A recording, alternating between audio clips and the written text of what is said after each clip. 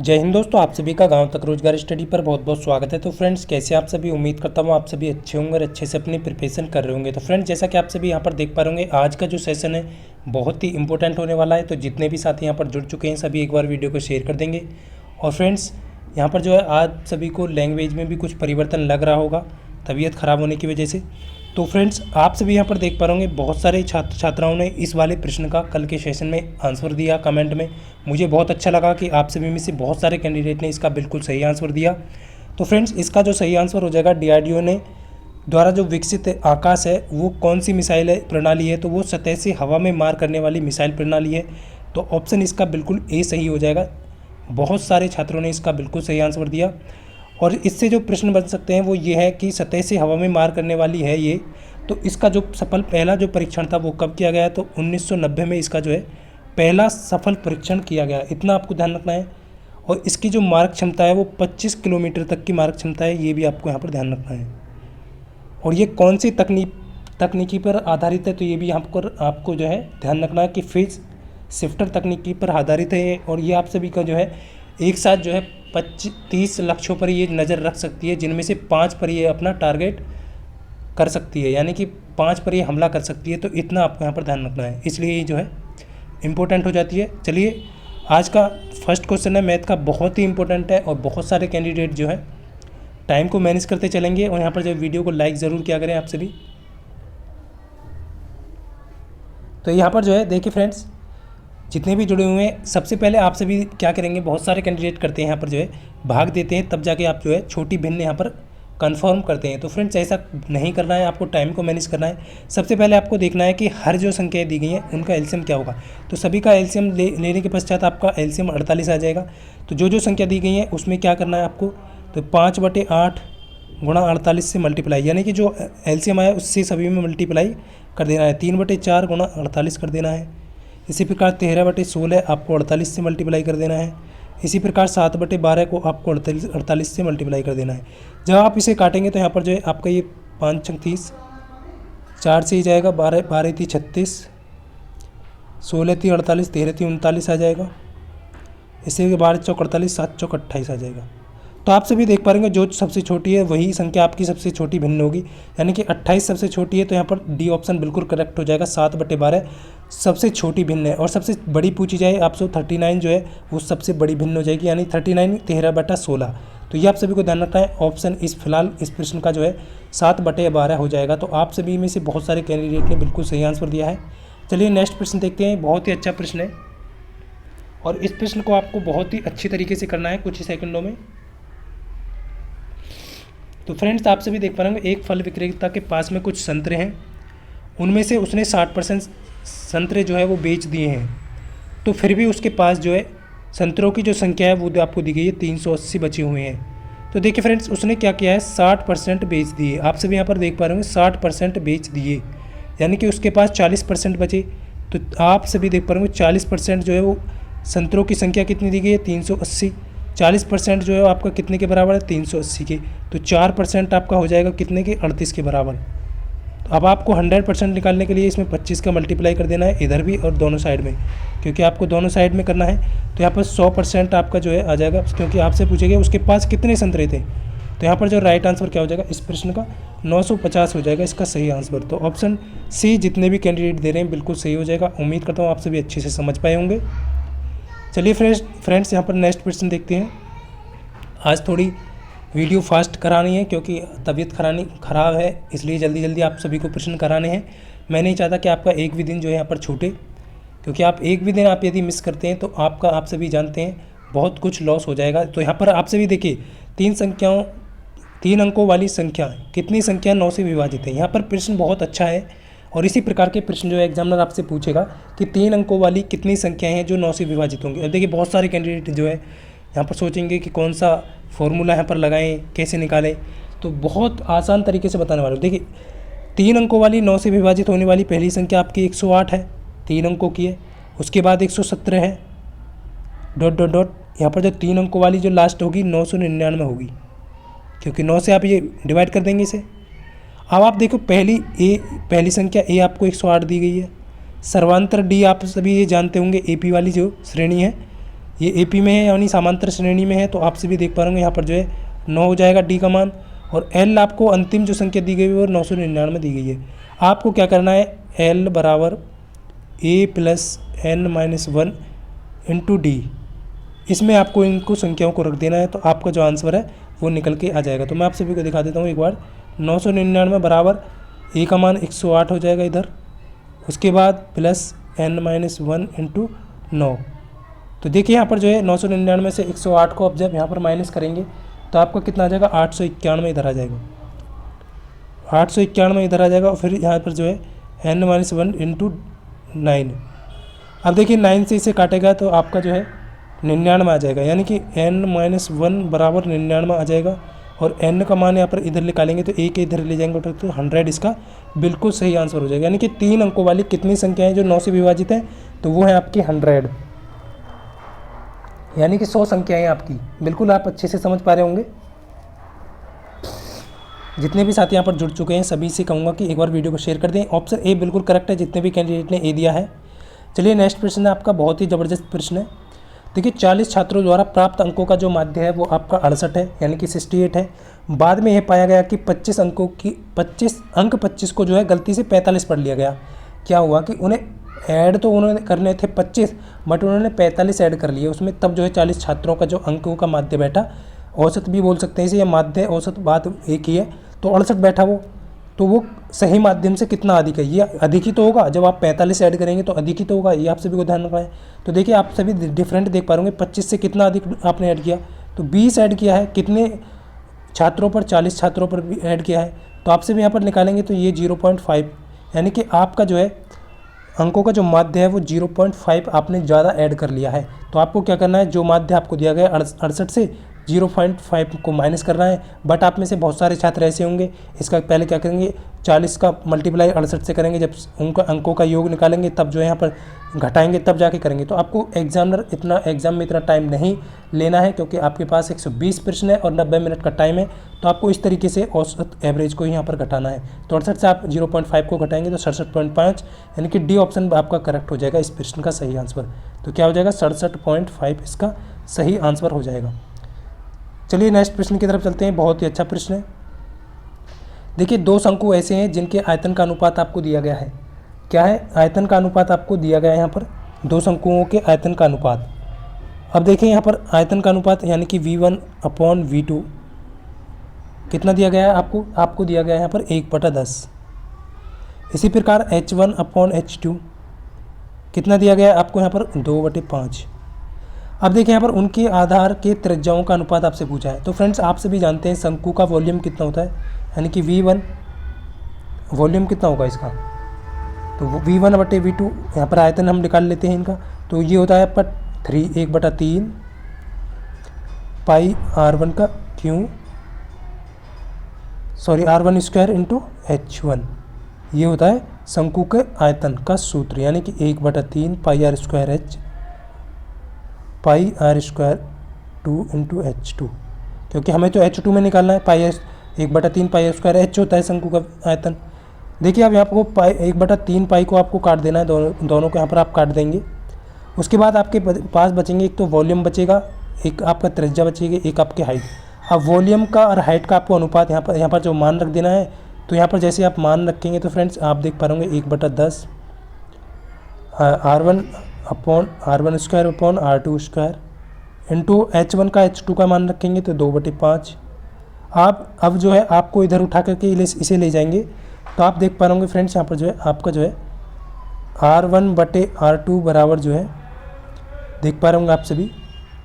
एक बार मैं यहाँ पर क्लियर कर दूँ थोड़ा। देखिए आप जो है कैसे करेंगे, यहाँ पर करेंगे R1/R2 स्क्वायर बराबर जो हो जाएगा आपका 1/4 आ जाएगा। अब देखिए स्क्वायर है तो इसका अंडर रूट लेंगे, क्योंकि आप सभी को क्या करना है, R1/R2 का मान निकालना है। तो 1/2 यहाँ पर सही आंसर हो जाएगा। अनुपात क्या आ जाएगा, तो ऑप्शन डी यहाँ पर बिल्कुल आपका सही हो जाएगा, 1/2।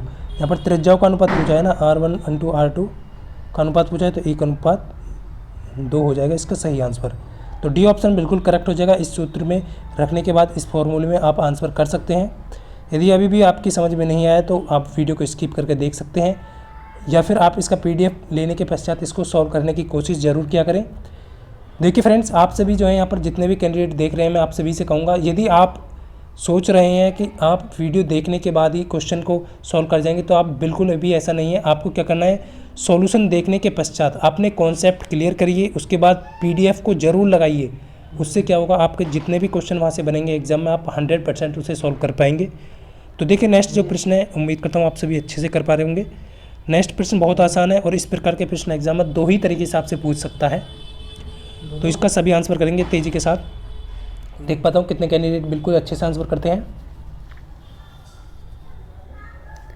देखिए फ्रेंड्स, आप सभी यहाँ पर देख पा होंगे 82 को आपको A मान लेना है। यहाँ पर मान लेते हैं हम A है, A बराबर 82 है, B बराबर आपका जो है 28 है। तो आप सभी देख पा होंगे A प्लस बी का whole square minus A minus B का होल स्क्वायर और A इंटू बी नीचे दिया गया है। तो फ्रेंड्स ये कंडीशन आप सभी देख पा होंगे, ये कंडीशन है ये कंडीशन आपकी कौन से फॉर्मूले की है, तो ये कंडीशन आपकी जो है, देखिए A प्लस बी का होल स्क्वायर जब भी आपको दिए माइनस A माइनस बी का होल स्क्वायर का जब भी आपको दिए और A बटे बी नीचे दे, तो आप इसका मान 4A अपो बी होगा और A बटे बी, यानी कि इसका जो मान है 4 आएगा निकल के। तो इसका सही आंसर ऑप्शन बी करेक्ट हो जाएगा। यदि आप करके देखेंगे तो बिल्कुल सही है, क्योंकि आप मान रखने के लिए आपके पास A B की संख्या बचेंगी नहीं यहाँ पर, तो आपका बी ऑप्शन बिल्कुल करेक्ट हो जाएगा। तो आप सभी समझ पा रहे हैं ना। और यदि आपसे एग्जामिनर पूछ ले कि यहाँ पर जो है इस तरीके से A प्लस बी का होल स्क्वायर आपको दिया गया हो और यहाँ पर जो है प्लस कर दे और यहाँ पर A माइनस बी का whole square upon A square plus B square नीचे दे दी, तो इसका मतलब ये होगा कि फ्रेंड्स आपका जो इसका मान जो आएगा वो 2 आएगा निकल के। तो ये आप सभी को ध्यान रखना है। इस तरीके के प्रश्न जो है एग्जामिनर आपसे सिर्फ ये पूछता है कि आपका जो टाइम है वो आपका वेस्ट हो, बट आपको यहाँ पर ध्यान रखना है, जब भी इस तरीके का प्रश्न पूछा जाए तो जब भी बीच में माइनस हो तब आपका जो है 4 आंसर आएगा, क्योंकि आप संख्याएँ देख पा रहे सेम संख्या आपको नीचे दी गई है मल्टीपल की और सेम ऊपर दी गई। तो इस तरीके से आप प्रश्न को सॉल्व कर सकते हैं। चलिए नेक्स्ट प्रश्न की तरफ चलते हैं। यदि आपकी समझ में नहीं आया है तो आप सभी वीडियो को स्किप करके ज़रूर देखा करें। देखिए नेक्स्ट जो प्रश्न है, A जो है B का दुगना है। प्रश्न बहुत अच्छा है। यहाँ पर जैसे जैसे प्रश्न में कहा जाए इसी तरीके से आपको यहाँ पर नोट करना है कि देखिए A जो है B का दुगना है, यानी A और B का जो अनुपात मान लीजिए आप, A जो है B का दुगना है, तो यहाँ पर जो है 2:1 हो गया आपका, क्योंकि B 1 होगा तो A दुगना हो जाएगा। इसी प्रकार B और D का अनुपात दिया गया है आपको। B जो है वो D का आधा है, B जो है D का आधा है, तो आपसे यहाँ पर देख पा रहे होंगे D का आधा, तो यहाँ पर जो है D आपका 2 होगा और B आपका 1 होगा। D का आधा है ना, आप सभी यहाँ पर देख पा रहे होंगे, इनका रेशो इस तरीके से बनेगा। इसी प्रकार से D अनुपात C आपका जो है, D जो है वो C का 3 गुना है, तो C को आप 1 मान लेंगे यहाँ पर और D जो है वो उसका 3 गुना हो जाएगा। अब देखिए फ्रेंड्स, यहाँ पर जो आप सभी देख पा रहे होंगे, आपसे पूछा गया है कि A D का कितने गुना है। अब आप देख पा रहे होंगे D के जो है मान यहाँ पर भिन्न भिन्न है, A के सेम है, A का मान सही है, बट यहाँ पर D के मान जो है वो अब 1 में आपका 1 दिया गया है रेशो 1 में 3। अब आपको इन्हें जो है सेम करना है D का मान, तो आपको क्या करना है फ्रेंड्स, यहाँ पर जो है 3 से मल्टीप्लाई करना है। इधर आपको 3 से मल्टीप्लाई करना है, ये देख पा रहे होंगे आप, और इधर आपका जो है ऊपर वाली समीकरण में आपको 3 से डिवाइड करना है, क्योंकि उधर आपको B का भी मान सेम करना है। तो आप यहाँ पर देख पा रहे होंगे इस तरीके से यहाँ पर जो है आपका मान हो जाएगा, तो D का मान 6, इधर में आपको 2 से मल्टीप्लाई करना होगा क्योंकि D का मान आपको सेम लाना है। तो 3 से पहली वाली समीकरण में 3 से, दूसरी वाली में 3 से और दूसरे वाले में लास्ट वाले में 2 से तो करना है। तो आपका देखिए पहली वाली जो A B का अनुपात जो हो जाएगा वो कितना हो जाएगा, 6:1 आ जाएगा। दूसरी की बात करें तो दूसरी में जो आपका 3:6 आ जाएगा, और तीसरी की बात करें तो 6 यहाँ पर जो है 2 आ जाएगा। अब आपसे पूछा गया है कि A का अनुपात और D का अनुपात कितना होगा। तो देखिए फ्रेंड्स, आप सभी देख पा रहे होंगे A जो है D का कितने गुना होगा, तो आप सभी देख पा रहे होंगे A की वैल्यू भी आपकी 6 है और D की वैल्यू भी 6 है, तो इनका कितने गुना होगा, A की तो गुना है, A जो है D का कितने गुना है, A की तो गुना है, तो आपका सही आंसर ऑप्शन D हो जाएगा। उम्मीद करता हूँ आप सभी अच्छे से समझ पाए होंगे। चलिए नेक्स्ट प्रश्न की तरफ चलते हैं। बहुत ही अच्छा प्रश्न है। देखिए प्रश्न जो है बहुत ही अच्छा है। 3 छोटे घन है, क्या है प्रश्न में क्या दिया गया है? 3 सेंटीमीटर का एक घन है, 4 सेंटीमीटर का एक घन है, 5 सेंटीमीटर भुजा वाला एक घन है। यानी कि तीनों घनों को पिघलाया गया है, एक बड़ा घन बनाया गया है। और तीनों घनों का जो पृष्ठीय क्षेत्रफल का योग जो है एक बड़े पृष्ठीय क्षेत्रफल के का अनुपात पूछा, यहाँ पर पूछा गया है। पृष्ठीय क्षेत्रफलों के योग का अनुपात तीनों छोटे का और एक बड़े का। तो यहाँ पर आपसे रेशो पूछा है। अब आपको क्या करना है? सबसे पहले फ्रेंड्स आपको क्या करना है कि छोटे तीनों जो आपके यहाँ पर घन है उनका पहले वॉल्यूम निकालना है, क्योंकि आपको बड़े जो घन है उसका वॉल्यूम यानी कि उसकी भुजा आपको मालूम करनी है। तो आप सभी जानते हैं वॉल्यूम घन का जो आयतन होता है भुजा की घात 3 होता है। तो आप सभी को तीनों की भुजाओं की घात 3 करके जो है ऐड करना है सबसे पहले। तो आप सभी यहाँ पर करेंगे। देखिए छोटे घन को मान लेते हैं हम ए, सॉरी यहाँ पर जो है छोटे घन को आप मान लीजिए ए, छोटा ए। अब देखिए इनका जो है आप भुजा की घात 3 होता है। तो आपको क्या करना है? तीनों की भुजा घात करनी है। तो 3 करनी है। तो यहाँ पर आप करेंगे तो इसका जो है 27 हो जाएगा, प्लस जो है आपका 4 का 3 करेंगे तो यहाँ पर 64 हो जाएगा, प्लस जो है 125 ऐड करेंगे तीनों को। तो आपका जो है यहाँ पर कितना हो जाएगा? यहाँ पर हो जाएगा आपका 216। और ये किसके इक्वल है? बड़ी घन की भुजा के इक्वल है। तो उसकी भी भुजा की घात 3 होगी, वॉल्यूम के इक्वल करना है आपको। तो बड़ा जो घन होगा उसकी वॉल्यूम कितना होगा? भुजा की घात 3। तो आपको एक की भुजा कितनी निकल के आ जाएगी? यहाँ पर एक की जो भुजा आ जाएगी 6, यानी कि 6 ए बराबर 6 हो जाएगा। बड़ी घन की जो भुजा है वो 6 है। अब आपको क्या करना है? पृष्ठीय क्षेत्रफल का अनुपात निकालना है। अब देखिए आप क्षेत्रफल पृष्ठीय क्षेत्रफल का अनुपात जानते हैं। घन का पृष्ठीय क्षेत्रफल क्या होता है? 6a² होता है, भुजा की घात 6a², यानी कि भुजा की घात स्क्वायर। तो देखिए यहाँ पर जो है आप सभी को क्या करना है? ये तो छोटे का हो गया, बड़े में क्या करना है? 6a² करना है। तो आपको क्या करना है? देखिए इसमें 3 भुजाएं दी गई हैं, तो आपको तीनों भुजाओं का स्क्वायर करना है, तब ऐड करना है। तो यहाँ पर जैसे आप करेंगे 6, 3 तिया 9, 4 चौक 16, 5 पंजे 25, ये हो गया आपका पृष्ठीय क्षेत्रफल। तो तीनों वो जो छोटे जो घन है उनका पृष्ठीय क्षेत्रफल का योग हो गया। अब प्लस जो है वो आपका इसका करेंगे अब बड़े वाले का, तो 6, और यहाँ पर जो है आप सभी करेंगे a² तो 36। तो ये इसका हो जाएगा 216। पृष्ठीय क्षेत्रफल जो है 216 बड़े घन का जो है, और छोटे घन का जो हो जाएगा आपका निकल के आ जाएगा 300। आप सभी देख पा रहे होंगे, इसे मल्टीप्लाई करेंगे तो 300 यहाँ पर आपका हो जाएगा। अब आपसे अनुपात पूछा गया है कि छोटे का और बड़े का। तो छोटे का आपका 300 है और इसका जो है 216 है बड़े वाले का। अब आप इसे आप काटेंगे तो यहाँ पर जो है सही आंसर क्या हो जाएगा? आपका सही आंसर हो जाएगा सी ऑप्शन, यानी कि 25:18 है। तो इस तरीके से आप इस प्रश्न को सॉल्व कर सकते हैं। उम्मीद करता हूँ आप सभी समझ पाए होंगे। देखिए नेक्स्ट जो प्रश्न है बहुत अच्छा प्रश्न है, आप सभी को बताना है।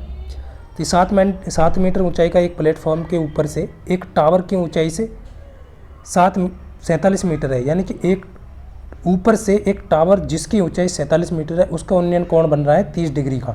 तो प्लेटफॉर्म से कितनी दूरी पर स्थित है वो?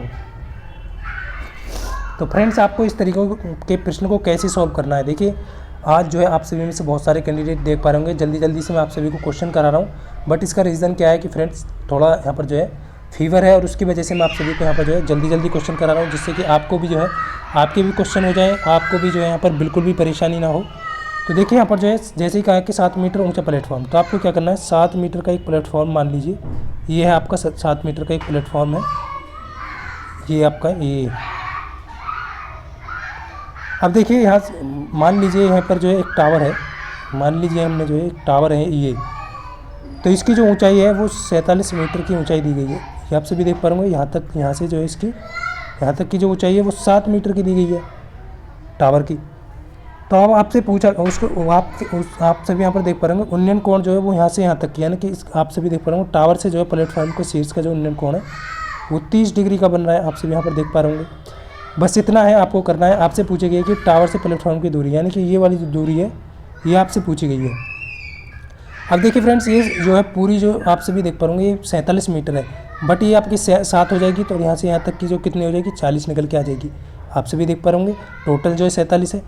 तो आप सभी को मैंने पिछले वीडियो में बताया कि 30 के सामने की भुजा कितनी होती है? 30 के सामने की भुजा 1 होती है, और यहाँ पर बनेगा आपका 60 डिग्री का कोण, तो 60 डिग्री के सामने की भुजा कितनी होगी? √3। अब देखिए बट यहाँ पर जो है 30 के सामने का जो भुजा है वो 1 ना होकर के कितना गुना है, 40 गुना है। तो इसी प्रकार जो है आपका जो है ये भुजा भी जो है आपकी 60 के सामने की जो भुजा भी √3 ना होकर के कितने गुना होगी, ये भी आपका जो है 40 √3 होगी, यानी कि 40 गुना होगी √3 की। तो ये आप सभी का राइट आंसर ऑप्शन सी हो जाएगा।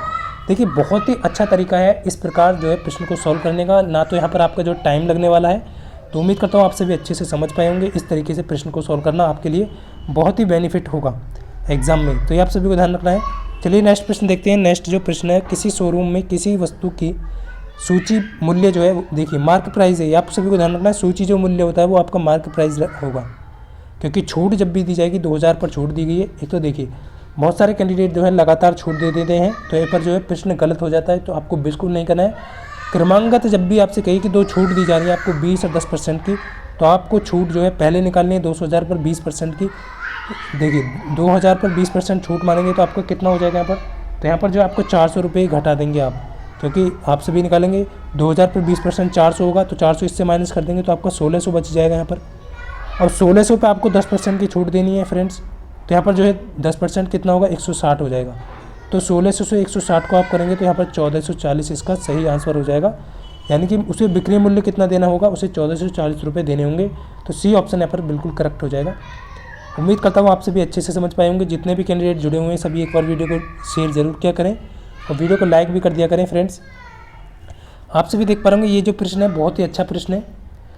यहाँ पर पी का मान आपको वैल्यू दी गई है और आपको निकालनी है यहाँ पर जो है P square plus 1/p square का मान। देखिए फ्रेंड्स मैंने आप सभी को पहले भी सेशन में बताया है, जितने भी सेशन मैंने आप सभी को कराए हैं, कि जब भी आपको जो है इस तरीके का प्रश्न पूछा जाए और यहाँ पर जो है पी का वैल्यू दी गई है और उसमें जो है उसका स्क्वायर जो करते हैं हम, यानी कि 5 पंजे 25 और 2 दूनी 4 6 24, जब भी इनका जो अंतर है दोनों का वो एक हो, यानी कि दोनों का अंतर पी के जो मान दिया है उनका जो अंतर है सेम हो, और आपसे P square plus 1/p square की वैल्यू पूछी जाए, तो आपको क्या करना है 1/p का जो वैल्यू निकल के आएगा वो डायरेक्ट आपका 5 + 2√6 ये निकल के आ जाएगा ना। यहाँ पर आपको बिल्कुल भी टाइम को नहीं लगाना है।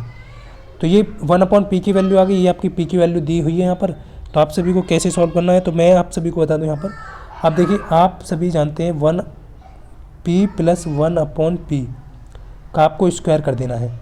तो ये आप सभी देख पा रहे होंगे p स्क्वायर आएगा प्लस 1/p स्क्वायर हो जाएगा, और प्लस जो है यहाँ पर 2 आएगा, क्योंकि p square plus 1/p square को मल्टीप्लाई में आप करेंगे तो कट जाएगा p स्क्वायर से p स्क्वायर।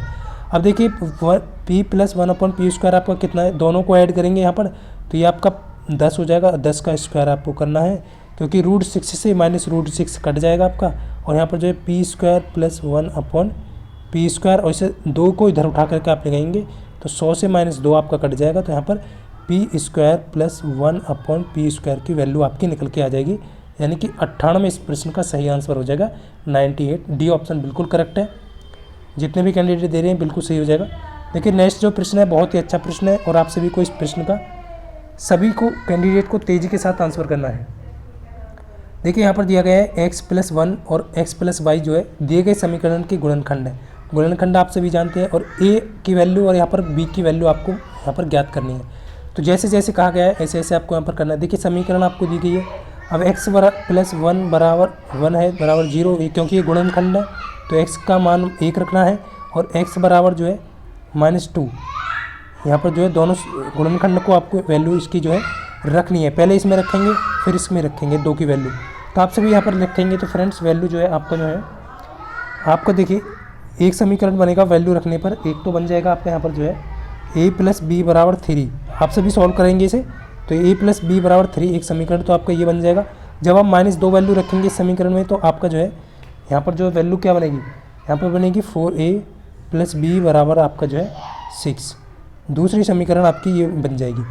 अब आपको a और b का वैल्यू पूछा गया तो आप सभी दोनों को ऐड करेंगे, इस तरीके से भी निकाल सकते हैं, या फिर आप सभी देखिए यहाँ पर जो a + b की जो वैल्यू है पहले समीकरण में 3 दी गई है, बट आप यहाँ पर इन दोनों को ऐड करेंगे तो यह 5 वैल्यू पूछ रही है, तो ये ऑप्शन तो आपका नहीं होगा। इसी तरीके से ये ऑप्शन भी आपका नहीं होगा, क्योंकि ये यहाँ पर जो 3 से ऊपर है, बट इन दोनों में से आपका जो है c और d में से कोई एक ऑप्शन होगा। तो a की वैल्यू 1 रखेंगे आप, और यहाँ पर b की वैल्यू 2 रखेंगे, तो आपका जो समीकरण है देखिए 4 × a की वैल्यू 1 रखेंगे प्लस बी की वैल्यू 2 रखेंगे तो यहाँ पर 6 हो जाएगा। यानी कि ये जो कंडीशन है डी ऑप्शन बिल्कुल सही हो जाएगा आपका। इस तरीके से आप इस प्रश्न को सॉल्व कर सकते हैं, या फिर आप दोनों को जोड़ करके मान निकाल सकते हैं, तो आपका डी ऑप्शन बिल्कुल करेक्ट हो जाएगा।